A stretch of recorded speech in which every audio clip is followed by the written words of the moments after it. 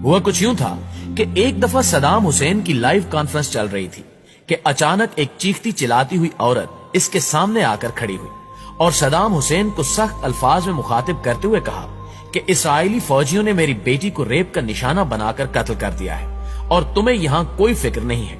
تم عیش و آرام کی زندگی بسر کر رہے ہو اور ادھر ہم پر مظالم کے پہاڑ توڑے جا رہے ہیں۔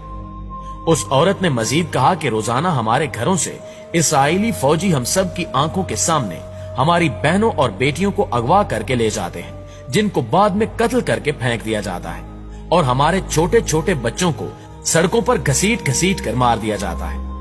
کیا تمہیں ان عورتوں، بوڑھوں اور بچوں کی چیخیں سنائی نہیں دیتی جو روزانہ اسرائیلی فوجیوں کی گولیوں کا نشانہ بنتے ہیں؟ کیا تم سے ان عورتوں، بچوں اور بوڑھوں کی چیخوں کا حساب نہیں لیا جائے گا؟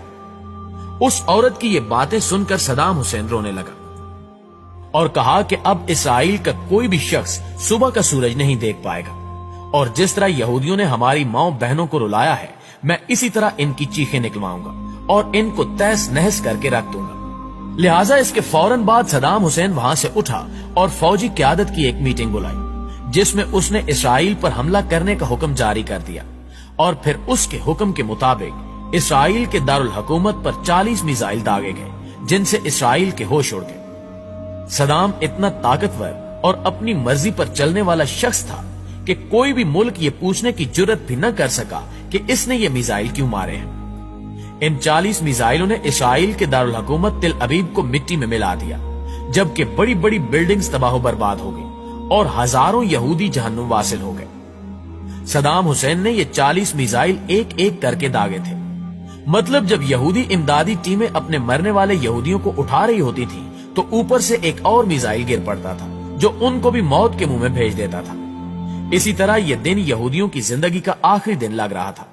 لہٰذا تمام یہودی چوہوں کی طرح اپنے اپنے گھروں میں چھپ گئے اور مرنے والے یہودیوں کی لاشیں ویسے ہی سڑکوں پر پڑی رہیں جو کتوں کی غذا بنی۔ صدام حسین کے حملوں سے لگتا تھا کہ آج کوئی ایک بھی یہودی بچ نہیں پائے گا، لیکن اللہ کو کچھ اور ہی منظور تھا اور آخر کار کچھ یہودی ان حملوں سے بچ نکلنے میں کامیاب ہو گئے۔ مگر آج بھی یہودی صدام حسین کو ہٹلر ثانی کا نام دیتے ہیں اور صدام کا نام سنتے ہی تھر تھر کانپنے لگتے ہیں۔